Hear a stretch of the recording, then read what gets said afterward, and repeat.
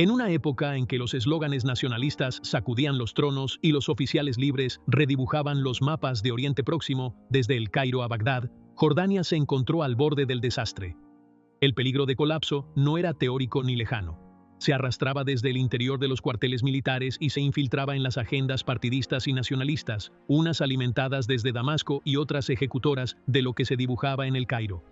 Entre 1957 y 1958, dos intentos de golpe de Estado sacudieron los cimientos del reino hachemita de Jordania y estuvieron a punto de derrocar al joven rey Hussein al principio de su reinado. Estos acontecimientos estuvieron cargados de ambigüedad y de un choque entre la lealtad al trono y la lealtad a la marea nacionalista, entre las intervenciones occidentales y los ajustes de cuentas locales, y entre lo que se denominó intentos de salvar Jordania y lo que la oposición vio como una liquidación política sistemática. ¿Fueron esos intentos de golpe verdaderos pasos para derrocar al régimen? ¿O formaban parte de un escenario bien elaborado para minar a la oposición nacionalista y afianzar un estricto sistema de seguridad? En este vídeo volveremos a ese momento crucial de la historia de Jordania para revelar cómo se configuró el sistema político moderno, con el telón de fondo de los tiroteos y los golpes de Estado aplazados. Y seguiremos los detalles de la intervención extranjera, las transformaciones militares, la caída de la Unión Hachemita Árabe y ese momento en que Jordania hizo su elección decisiva de quedarse a cualquier precio. Así que quédate con nosotros hasta el final y no olvides apoyarnos dándole a me gusta al video y suscribiéndote al canal para recibir todas las nuevas actualizaciones.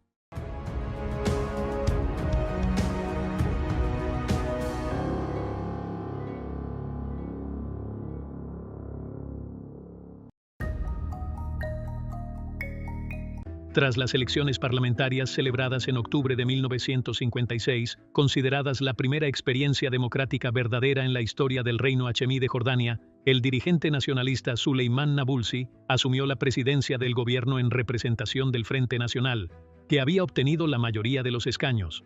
Este periodo se caracterizó por una transferencia parcial del poder ejecutivo a los representantes del pueblo, lo que supuso un cambio fundamental en el equilibrio de poder dentro del Estado. Desde el principio de su mandato, Nabulsi trató de reorientar la política exterior de Jordania, distanciándola de la dependencia británica y acercándola al eje El Cairo-Damasco.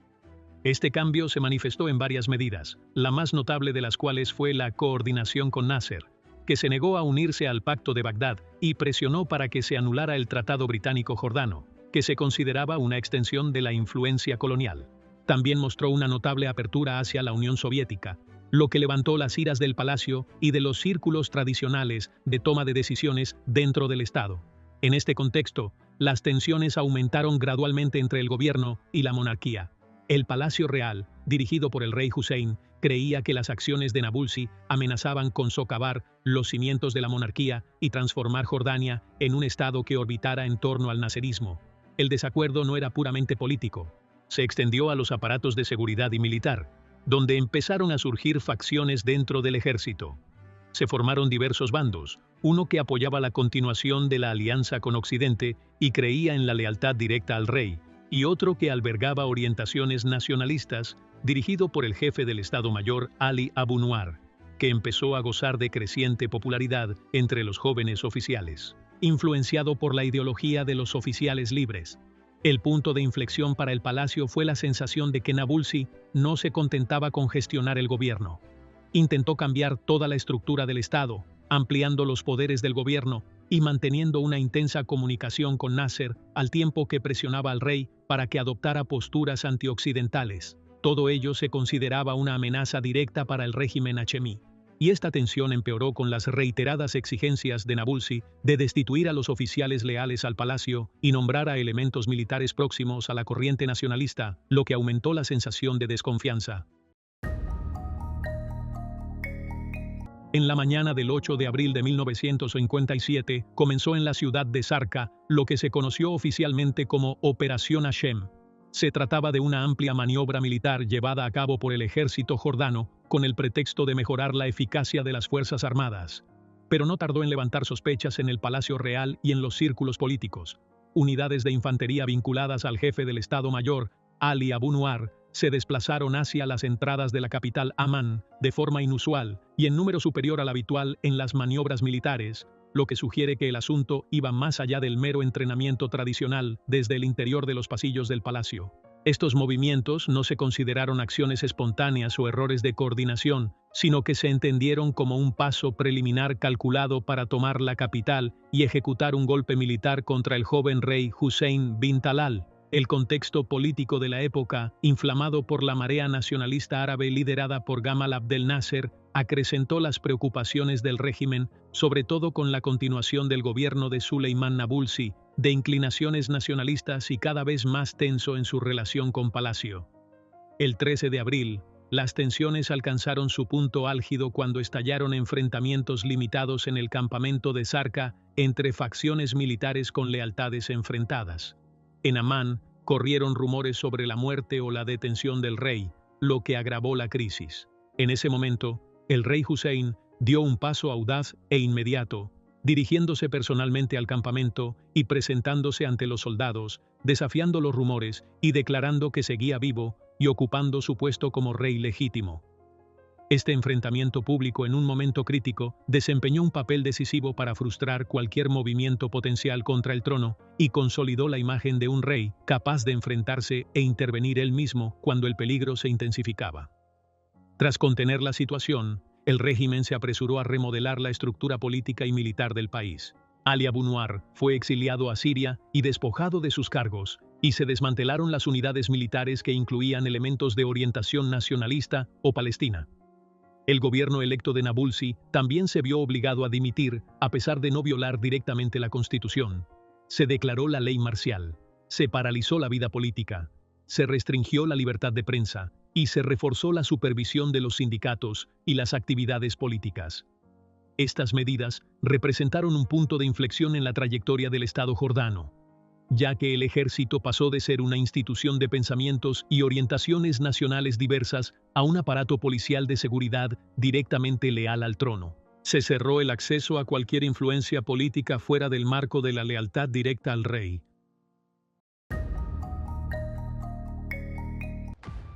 Tras el intento de golpe de Zarqa en 1957, el régimen jordano se dio cuenta de que la institución militar se había convertido en algo más que un simple brazo de seguridad del Estado. Se había convertido en un campo abierto a las lealtades tribales y a las afiliaciones ideológicas, sobre todo tras la infiltración de nacionales naseritas. Corrientes nacionalistas en su seno.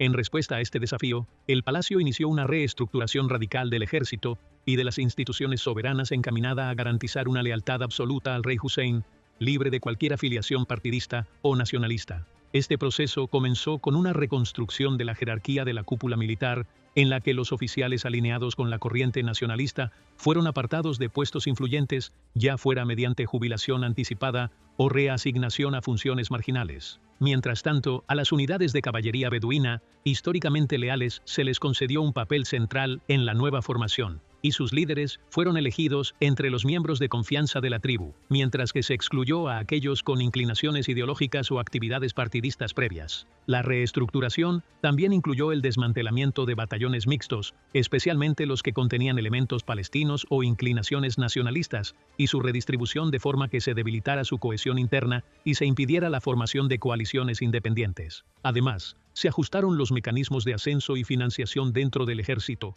para que se ajustaran a estrictas normas de seguridad, garantizando la exclusión de cualquier individuo de lealtad cuestionable antes de que alcanzara posiciones de liderazgo. Esta política se extendió más allá del ejército al Departamento General de Inteligencia, que amplió sus poderes para incluir la supervisión de la vida civil, desde las universidades hasta los sindicatos, así como de la vida política y la prensa, convirtiéndose en una herramienta central para controlar a la élite e impedir la aparición de cualquier centro de poder paralelo dentro del Estado. Simultáneamente, se impuso una estricta censura a los medios de comunicación, que provocó el cierre de varios periódicos de partidos o independientes, mientras que las instituciones restantes fueron sometidas a una supervisión directa. Los periodistas simpatizantes con el discurso nacionalista o críticos con las decisiones de seguridad se enfrentaban a la rendición de cuentas o a la detención.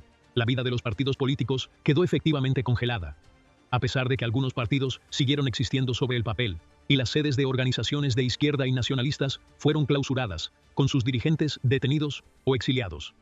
Esto hizo que el enfrentamiento con la oposición no fuera una cuestión de debate, sino que se resolviera administrativamente mediante medidas de seguridad y por ley. Esta reestructuración no era una medida temporal. Se convirtió en una firme doctrina gobernante que convirtió al ejército y a los servicios de inteligencia en herramientas de protección del régimen antes de que se convirtieran en instituciones nacionales profesionales. Este enfoque continuó hasta la apertura limitada de principios de los 90, en la que el Estado seguía manteniendo los hilos de la lealtad y el control, aunque a través de medios más flexibles. Con el comienzo del segundo semestre de 1958, Jordania entró en una fase crítica de tensión política y de seguridad, influida por un complejo conjunto de formaciones de transferencias regionales. La declaración de la República Árabe Unida entre Egipto y Siria, dirigida por Gamal Abdel Nasser, y el colapso de la monarquía en Irak el 14 de julio de 1958, tras el asesinato del rey Faisal II, causaron una profunda conmoción política en Amán y aumentaron la preocupación entre los dirigentes jordanos por la posibilidad de que la marea nacionalista se desbordara hacia el interior. A la luz de estas circunstancias, el aparato de seguridad jordano empezó a vigilar los movimientos inusuales dentro del ejército, y los informes de inteligencia, tanto locales como extranjeros, confirmaron la existencia de un complot para un golpe militar dirigido por oficiales con inclinaciones nacionalistas naseritas. El plan, según la información disponible en aquel momento, pretendía derrocar a la monarquía y anunciaba inmediatamente la adhesión a la República Árabe Unida, en consonancia con lo ocurrido en Siria e Irak, bajo la creencia de que la unidad árabe era el destino inevitable de todos los regímenes. En respuesta a esta amenaza directa, el gobierno jordano, dirigido por Samir al-Rifai, recurrió a la acción diplomática urgente, manteniendo intensas comunicaciones con Estados Unidos y Gran Bretaña y solicitando formalmente una intervención militar para proteger al régimen hachemí de un posible colapso. La respuesta fue rápida. El 17 de julio de 1958, unidades de paracaidistas estadounidenses desembarcaron en zonas cercanas a la capital jordana, junto con el despliegue de fuerzas británicas en puntos estratégicos, lo que supuso la primera intervención militar occidental, abierta y directa, para proteger a un régimen árabe de la amenaza de golpes de Estado internos. Esta intervención militar, llevada a cabo bajo el COVID de la doctrina Eisenhower, fue una confirmación de que la estabilidad del régimen jordano se había convertido en una prioridad para la seguridad nacional estadounidense y británica, especialmente tras el colapso de la alianza hachemí con Irak. La intervención se promovió en los medios de comunicación como una medida preventiva para evitar el caos y garantizar que Jordania no se deslizara hacia la esfera de influencia naserista. Gracias a una coordinación de seguridad urgente, las autoridades jordanas pudieron desbaratar la conspiración antes de que se ejecutara realmente, lo que dio lugar a detenciones generalizadas entre los oficiales implicados, que fueron presentados ante un tribunal militar especial. Las investigaciones revelaron la existencia de una célula organizada que incluía a decenas de individuos, algunos relacionados con partidos externos, lo que dio lugar a condenas a muerte para 13 de los acusados, mientras que otros recibieron cadena perpetua.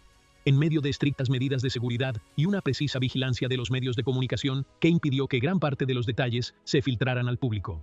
Este incidente marcó un momento crucial en la historia política de Jordania, ya que el Estado no solo se enfrentó a un intento de golpe de Estado interno, sino que también se vio obligado a depender explícitamente del apoyo militar extranjero para garantizar su supervivencia. A partir de ese momento, se estableció firmemente una estrecha relación estratégica y de seguridad entre el régimen jordano y Estados Unidos, que se convirtió en una de las piedras angulares de la política interior y exterior del reino durante las décadas siguientes.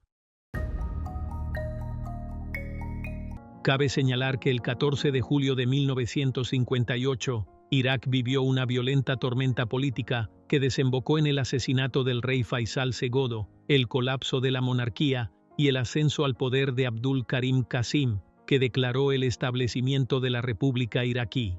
Esta transformación tuvo repercusiones no solo locales, sino también directas e inmediatas en Jordania, asestando un duro golpe a lo que se conocía como la Unión Árabe Hachemita entre Amán y Bagdad, que solo llevaba establecida menos de 6 meses. En aquel momento, se consideró una herramienta política para hacer frente al proyecto de unidad naserita entre Egipto y Siria. La caída de la monarquía en Irak colocó al régimen jordano en un aislamiento estratégico, especialmente a la luz de la expansión ideológica de las repúblicas nacionalistas revolucionarias. Jordania se encontró rodeada de regímenes hostiles, lo que la impulsó a acelerar y ampliar sus relaciones con Occidente, principalmente con Estados Unidos y Gran Bretaña. La dependencia estratégica se convirtió en una realidad más que en una opción. ya que la ayuda financiera y militar estadounidense, que aumentó tras los acontecimientos de julio, constituyó un pilar crucial para la protección y continuidad del régimen en medio de la pérdida de su aliado árabe más importante en aquel momento. Tras los dos intentos fallidos de golpe de Estado de 1957 y 1958, el régimen jordano entró en una fase de reestructuración integral de su aparato político y de seguridad. El primer paso decisivo fue transformar el ejército en una institución que debía completa lealtad al rey, lo que condujo a la exclusión de todos los elementos con tendencias nacionalistas o de oposición. Se reforzó la influencia de las unidades tribales, especialmente la caballería beduina, que se convirtió en la columna vertebral del sistema de defensa interna. Se suspendió por completo la vida política, se abolió el pluralismo político y se impuso la ley marcial, que duró décadas. Así, Jordania pasó de una breve experiencia de representación parlamentaria democrática, encarnada en el gobierno elegido de Nabulsi, a una monarquía absoluta que giraba en torno al palacio y al círculo de seguridad. Políticamente, el régimen abandonó la idea de las élites civiles y pasó a reforzar su alianza con los líderes tribales del desierto y las zonas rurales, concediéndoles privilegios políticos, administrativos y económicos a cambio de una lealtad absoluta. Externamente, la seguridad del régimen pasó a estar directamente vinculada al apoyo económico y de inteligencia de Estados Unidos y Gran Bretaña, lo que hizo que la estabilidad interna de Jordania dependiera de la voluntad de las potencias occidentales.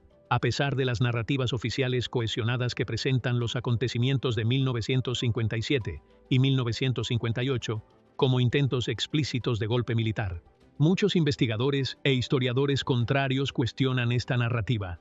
Algunos sostienen que lo ocurrido, sobre todo en los sucesos de Zarqa, no fue más que un escenario de inteligencia planeado de antemano para justificar el derrocamiento del movimiento nacionalista y su eliminación de las estructuras del Estado. Las preguntas fundamentales que siguen sin respuesta hoy en día, ¿fueron las maniobras de Ali Abu Nuar fruto de un auténtico deseo de dar un golpe de Estado? ¿O fueron exagerados conflictos administrativos internos? ¿Estuvieron El Cairo y Damasco realmente implicados en la incitación al golpe? ¿O sus nombres se utilizaron como pretexto para aumentar la influencia estadounidense? Las intervenciones de Washington y Londres tenían como objetivo proteger al régimen de su caída o asegurar su lealtad geopolítica frente a los crecientes movimientos nacionalistas e izquierdistas de la región. Las diferentes perspectivas entre la narrativa oficial y los puntos de vista opuestos en el exilio, junto con los análisis académicos modernos, hacen de este periodo una página que no se ha pasado del todo en la conciencia política y jordana, constituyendo una referencia permanente para comprender la relación entre seguridad y autoridad, Estado y sociedad, y alianzas exteriores. En conclusión, lo que ocurrió entre 1957 y 1958 en Jordania no fue una mera agitación política, sino un momento de nuevos cimientos para el régimen. Durante este periodo, se produjo una transición de una experiencia política parlamentaria multipartidista a un gobierno centralizado basado en la monarquía absoluta, el apoyo tribal y una alianza estratégica con Occidente. Y aquí llegamos al final del video de hoy. No pierdas la oportunidad de mantenerte al día suscribiéndote al canal y activando la campana de notificación para recibir todos los contenidos más recientes.